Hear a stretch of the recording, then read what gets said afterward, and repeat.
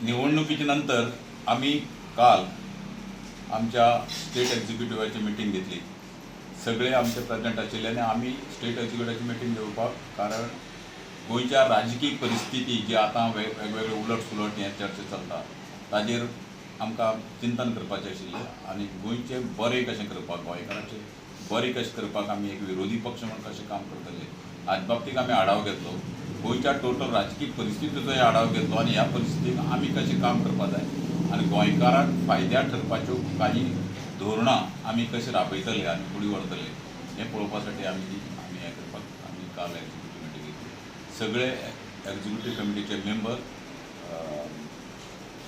हाका येयल्ले, मिटिंगेक आयिल्ले. तांची हजेरी फूल हजेरी आशिल्ली.